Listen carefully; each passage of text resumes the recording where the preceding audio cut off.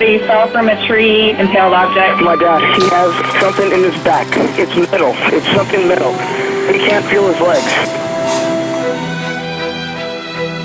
I surfed all the big wave tours, chasing the biggest, baddest things you ever see. You can see that light moving in his face. We can't afford to have Makua's balance affected because it could really be life or death in his situation. Every human being has a story. And we intersect with that story at some of the most traumatic times in people's lives.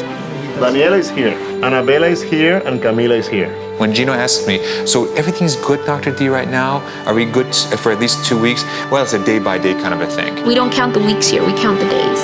These are stories of real people.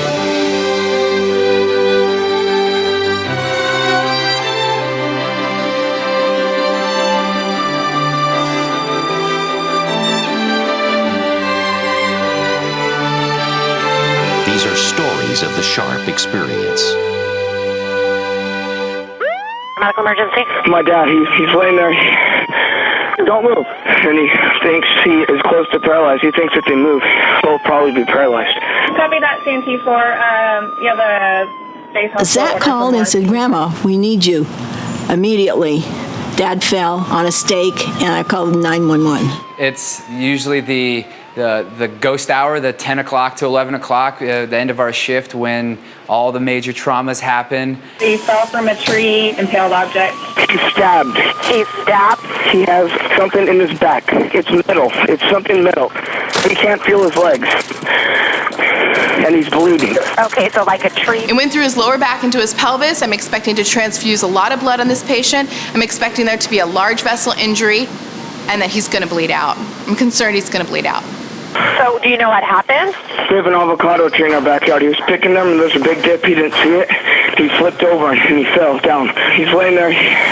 I can't get to all of the potential injuries. The best place for us to look is through a front approach. And obviously, with 12 inches of metal sticking out of his back, we couldn't lay him on his back. We had to cut the fence post off at the skin. So I immediately asked one of the nurses to call engineering. I wasn't really sure what we were going to be up against, so I tried to grab a little bit of everything. I was thinking I was just going to drop this stuff off, but they asked me to meet them in the OR. I had no idea that it would be me in that operating room.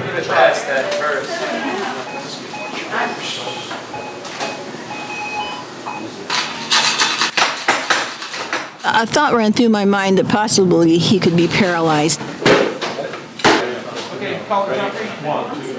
We had to cut off about a foot of it just to get him onto the bed, and there was the second foot was still inside of him. Once we turned him over, I could feel the other end of the metal object in his abdomen down. That's how we can get that thing out. We found a way that we thought that it would be safe to pull the metal object out, put some vice grips on that, literally. You guys have blood, right? Yeah, blood, yes. Wiggle it side to side a little bit. It had gone through a part of the pelvis and had lodged in a rather thick area of bone. It took 3 guys to hold him down while I pulled. That's how hard I was pulling. Launched this thing out and went flying across the room, and it was unreal. We're going to want a reticulator TA. Prepping to do an exploratory laparotomy to see what's going on inside his belly. Looking first for, major vascular injuries, which could be, very quickly life-threatening. He was very close to a couple of big arteries. Give him 1 unit of blood. Give me some Surgicel, please. A lot of our training is knowing what parts belong where, and when they're not in the right place, to figure out how to get them back. It was really, really dark, so you couldn't really see good down here. We only had flashlights. The rest of the time was literally pitch black. So he was about right here. He was reaching. He fell down right there. The thing that he landed on was the thing like this, except it was way longer, and it was stuck in his back. I landed, and I didn't want to panic my kids at first, so I started trying to move. And I couldn't move my torso, I couldn't move anything. So God, and then I tried to move my feet, my toes. And I couldn't feel my toes. And then I thought, wow, this is really, really, really bad. If he was an inch to the left, he could have been dead. It was really, really scary. Yeah.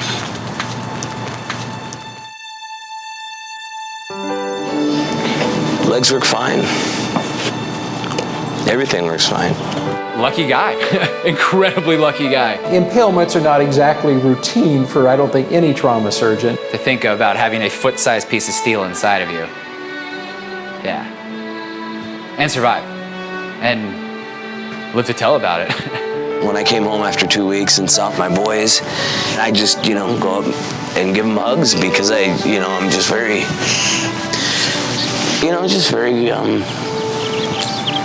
glad.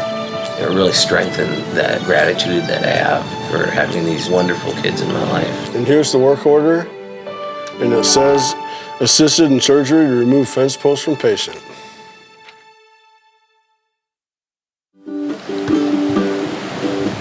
I surfed all the big wave tours, chasing the biggest, baddest things you ever seen Mother Nature throw at you. There's probably only 25 people on the planet that are capable of riding waves of this magnitude. His claim to fame for the outside world is that he caught one of the world's biggest waves. It looked like the whole ocean had stood up all at one time. He was 17, and it really just changed his life. Makua surfs the largest waves in the world. The difference between life and death is often falling or not falling on a wave. How were the waves when you were back home? Oh, we had pipeline like as good as it gets. Are you serious? 2 days, yeah. I'm supposed to have no nasal surgery since I was a kid. I was telling you, yeah, and you'll probably find some stuff in there that you probably never seen, One of Makua's symptoms has been some instability or just imbalance. This poor guy just needs so much help. And Makua, it's amazing to see kind of what your poor nose has been through, my friend. The procedure Makua is going to have is balloon sinuplasty. I'm excited to take care of you. Basically open up the nasal and breathing passages and get him back to functioning normal again. Otherwise, I'll see you sharp at 7. Right on. All right, Thank brother. you, Be well. Have a great day. Thank you. Aloha to you, man. Take care.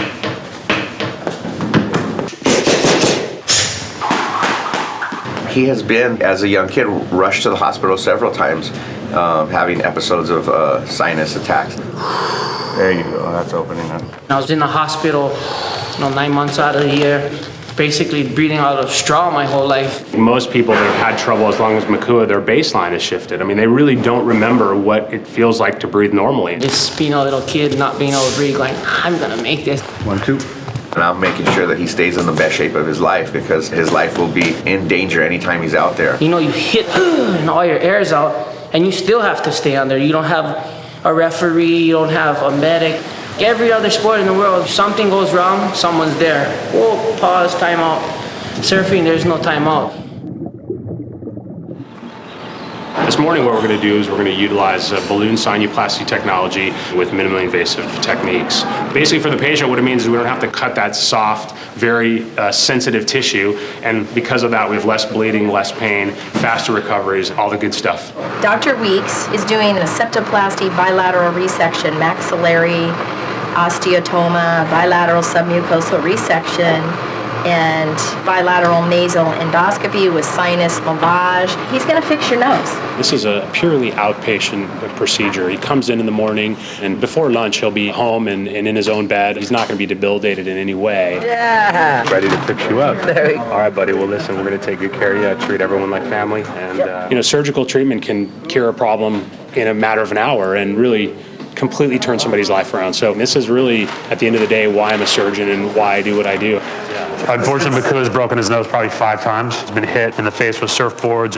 Just a really disrupted airway on both sides. On a scale of 1 to 10, his would be a 9.9. Instead of using instruments that cut and remove bone, we're using an instrument that we place inside of a block passage and dilate. It's very similar, to cardiac angioplasty. Everything that's there has a purpose, and if you don't have to remove things that are made to be there, that's better for the patient. House lights off, please. And the reason the technology works is we're dealing with very, very thin, paper-thin bone, and the balloon is a very high-pressure device. Okay, I'll take the maxillary balloon. That balloon, when it's inflated, it will microfracture that bone, and then it will heal in that open position. So what I'm going to do now is look down on his cheek. You can see that light moving in his face. There's no doubt that I'm in the right position within his sinus. Okay, so now we're going to gently inflate the balloon. 2, 4. Beautiful, that's great. To me, that picture right there is the essence of balloon dilation. There's absolutely zero bleeding. So we've done one side and we'll go ahead and get ready to treat his other side. He will be good to go. To me, the art of medicine is connecting with the patient on a personal level. I mean, there's no question that outcomes are better when patients trust and when patients feel an emotional connection. I just want to tell you everything went perfect, buddy, okay? Could not have been better. I have one more. You got one day and they'll be like a new person tomorrow, okay? All right, my brother. Take a deep breath. Exactly. All right, I'll see you next week, all right? All right. Air's hitting places that it's never hit before. Yeah, it feels like all tingly. It's like, you can't believe it. You're healing beautifully, my friend. Absolutely beautifully. No limitations. All right. Back in the water, everything. Surf today if he wants. Perfect. This is the standard of care now in sinus surgery.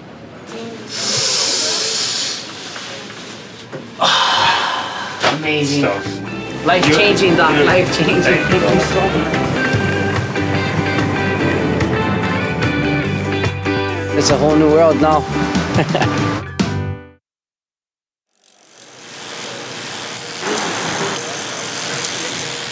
There's a lot of bicyclists, and I get to know a lot of them because I try to come over here and they're quite a bit. We can go a little bit slower, right? Let's just take a minute. And then we... He's got severe aortic stenosis, which is a narrowing of the heart valve, so blood can't get out of the heart. Blood backs up into the lungs, and patients become short of breath with exertion. There's quite a difference in this man from what he was before. We can restore his life, not only lengthen it, but we can restore it back to health. He's an avid cyclist who actually cycled clear across the United States. We had to average 85 miles a day, and I was 68 at the time. They're going to replace my aortic valve. I'll be able to bike with man. Actually, that's not going to be too hard.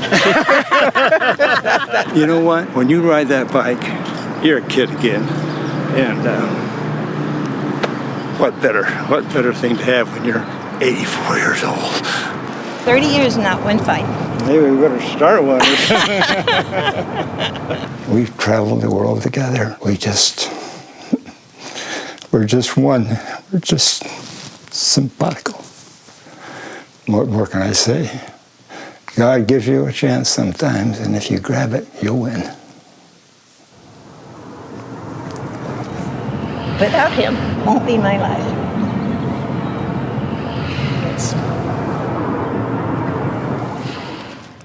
We're going to be replacing his old aortic valve with a new aortic valve without having to open up the chest. Now for Bob, this is great because he's already had open heart surgery once, and this just makes it so much easier for him. Do you have any questions for me? No, I think we've talked a lot. I didn't want my chest opened again. We thought he had no options to make his life better. I didn't even know this was available until recently, and it hasn't been available. Brand new. You're right. You ready? Every patient that walks through our doors, we really take that patient into our arms and just help them feel comfortable, them and their families. If he chose not to have this procedure, the only thing he could look forward to was progressive shortness of breath, eventually being bedridden and dying of heart failure.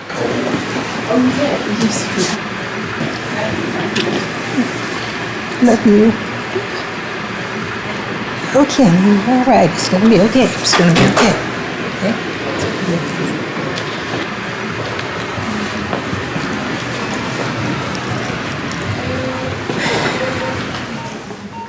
Today's procedure in terms of complexity is a 10 out of 10. It is the most complex procedure that I do. Extremely high risk. We have 16 people in the room, 6 doctors, 4 different specialties, all working together as a team to make sure we have a great outcome for Bob. An 80-year-old enjoys waking up tomorrow just as much as a 10-year-old. Tomorrow is all we all have. We take this new valve and we place it on a balloon. We crimp down so we can get through the patient's arteries in his groin. Make a little incision right here and you can do a hand. Pigtail going in. What I do as an interventional cardiologist is I implant the valve itself. Balloons going in. And inject, please. Balloon up. That is the patient's new aortic valve. Every patient is important, but just knowing what their lifestyle was like before, what they hope to achieve by getting this procedure, it really hits home for me. So when we deployed that stent, I was internally cheering. And we'll just take a quick pressure measurement. Patients are able to go home in 2 to 3 days, and they do as well as they would have with traditional open heart surgery. That's the best thing. Let's go talk to the family. Hello, how you doing? Everything went great. It's okay. Everything went great. He did really, really well. Patients are able to go back to biking or go back to walking normally. They can try to live for that next birthday or that next anniversary. I was thinking about you the whole time while I was in there. Thank you. No problem, you did well. Now I can cry. I'm just so happy. Just the worry she must have felt every morning that, you want your husband there when you wake up, your best friend. And so now she got him back. So I'm happy for Anita. You have to take your honey out on a date, They got it.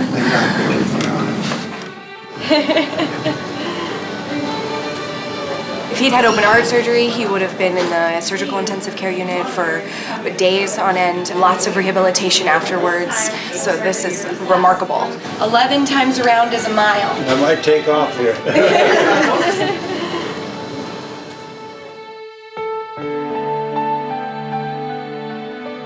It'll be wonderful to see him coming around the corner. All I had to do was step on the pedal.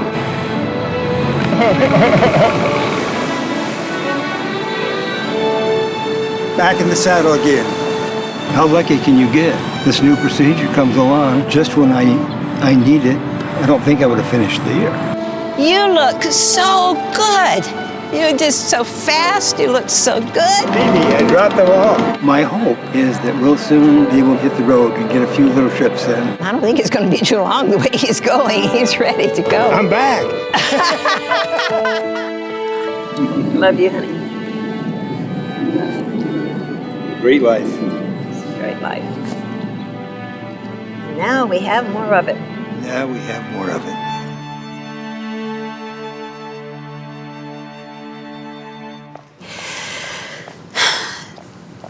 Mommy has breast cancer. You think about a lot of things. I think mostly for me,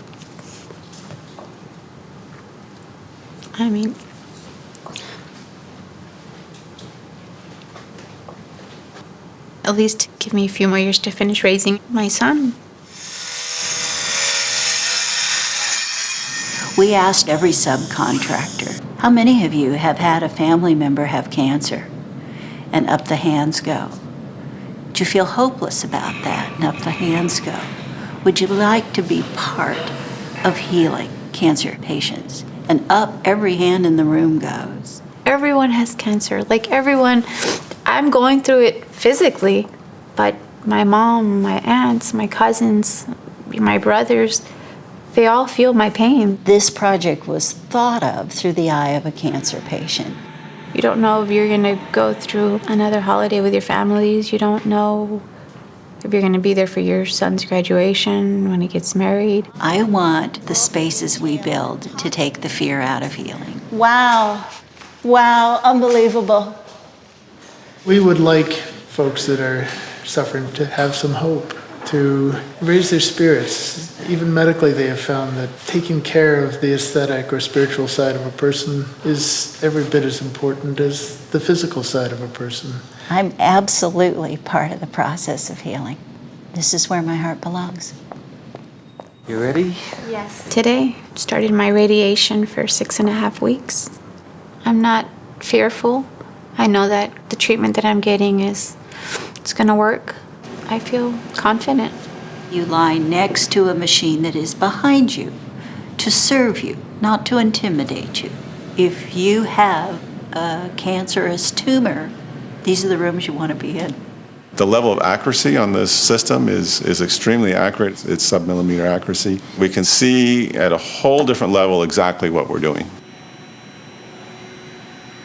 You have such a storm inside your mind. When you walk into a place that was built for you in mind, I think that's reassuring.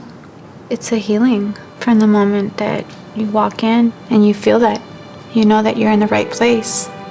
If you feel loved, if you feel comfort, if you feel like there's an entire team that's behind you, that's helping you with your new cancer diagnosis, that in itself, it's part of healing. I see the future. It's not so gray anymore. There's always hope. Ich gehe mit meiner Laterne und meine Laterne. Well, I usually sing to all of my kids, including my boys, but it's in German. It's like a Christmassy fall tradition. Licht ist aus, wir gehen nach Haus. La bimella bamella bum bum bum. I would wake up in the middle of the night and just kind of shake him and say, "Baby 3? I mean, really 3?" And he would look at me and go, "Yeah, baby 3. The one that's by itself is it Camila or Daniela? Daniela is by herself, but I have So no. she's fraternal. But I have no clue where she is. Baby. Like if I point, I forgot. Don't they move? Okay. Okay, so Daniela is here, right? Mm-hmm. Annabella is here and Camila is here. There you go. Good job. See you. I kind of guessed, but I got it. I went to a routine checkup with my doctor. Unfortunately, at 26 and a half weeks, all of a sudden there was a fluid discrepancy. They saw that the liquid for baby B was too low and for C was a little high. So that was time to say, Angie, we belong in the hospital now. And I said, "Wait, right now? And he said, "Yeah, right now. Angie spends weeks here. This is not easy. She's got 2 kids at home. She's got a husband at home. She's got a life at home. But she does everything to make sure that these 3 babies do well. That's powerful. I was admitted when I was 27 weeks, and tomorrow I'll be 30 weeks. The other day, one of the nurses called Angie, and I heard it through the speakerphone. "Are you home?" It sounded funny, but it is home. They're taken away from everything that's normal. So by telling them, I understand that this is really hard for you, that's huge for our patients. It's our date night that we never get at home. Good morning. Ready for your tour? Our goal is for you to see a little bit what the NICU looks like, because it's pretty likely that triplets are going to end up there. The risk of having a premature baby is that their lungs are not completely developed. They could have brain bleeds. You hear a lot of stories, of triplets who don't make it, or especially the identical twins. The body absorbs one of them. Now, a baby like this, even though he's in the isolette, can be taken out and held by the parents. We do what's called kangaroo care. Okay. I didn't see it as a sad place. I saw it as a way of empowering me. Right now our goal is, 32 weeks, 34 weeks. After 34 weeks, it's icing on the cake. I have 4 children of my own, and I try to put myself in that bed and remember, what was most important to me. With Angie's pregnancy, 2 of the babies are sharing 1 placenta. So when that happens, there's a higher chance of one of the babies not growing very well. Does it give you weight? Our cutie pie's weight is 3 pounds, 2 ounces. The only one that's, measuring probably just a little bit tinier is actually B. How cute is that? Who does she look like? She looks like Gino. Gino, come on. When Gino asks me, "So everything's good, Dr. D, right now? Are we good for at least 2 weeks?" Well, it's a day-by-day kind of a thing. Anything can happen between now and my due date. We could have contractions that we can't control. We may do a emergency C-section. For us, we don't count the weeks here, we count the days.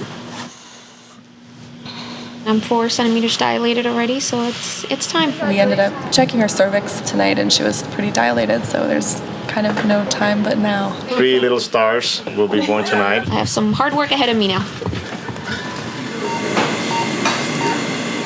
Angie's babies are going to be born via cesarean section because of safety concerns for the babies. Angie Cutie Pie. Hi. How are you, my darling? I feel good. You're amazing. As soon as they're born, I almost feel like it's a dream. So I just want to touch them or give them a kiss and make sure that they're okay. Each of the babies is going to have their own advanced life support team. Okay, Gino. Hello. Hi, Angel. Oh my God, so cute, you guys. As soon as Angie's babies are delivered, they're passed through a window. There's a room adjacent to the operating room where the babies are assessed, helped with breathing, stabilized, and then transferred to the neonatal intensive care unit. This is our Angel. Oh my goodness. Hi, Boo-Boo. Hi, Pumpkin.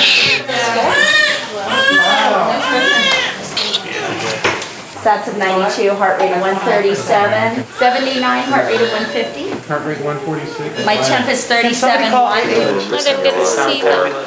But you will soon. Priorities are what was most important, right?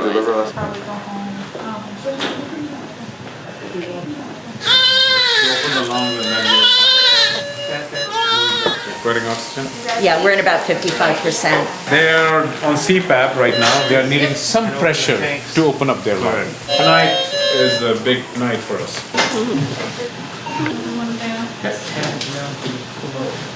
They look big. How did they fit in there? Are you sure there's 3? We're gonna look at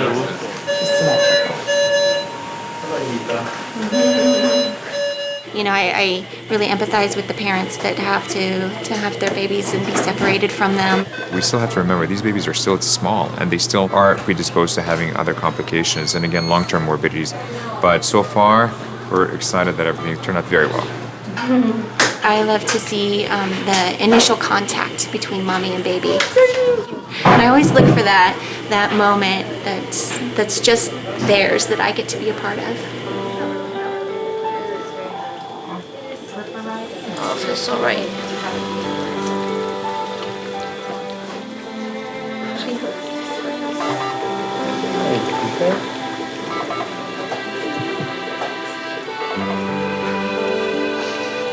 I was only a few hours apart from them, and I already missed them. So it feels good to be reunited.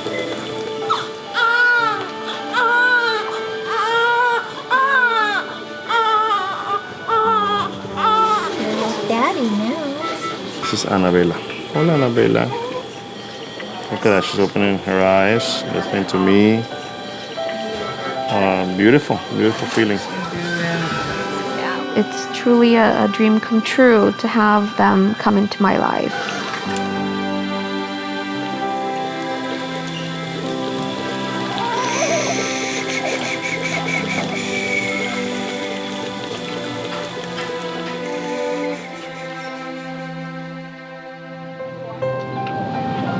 Let's go, guys.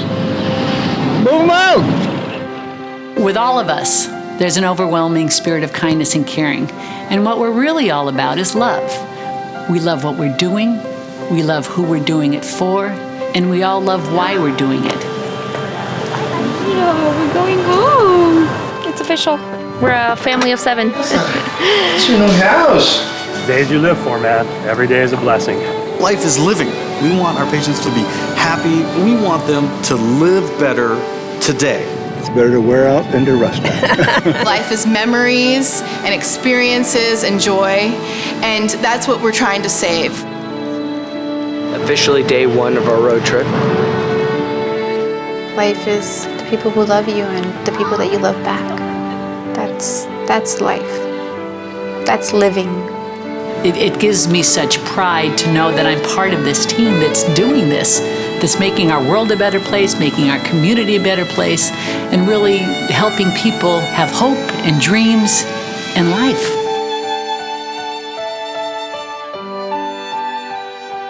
The Sharp experience begins when you choose an affiliated physician at 1-800-82-SHARP or sharp.com.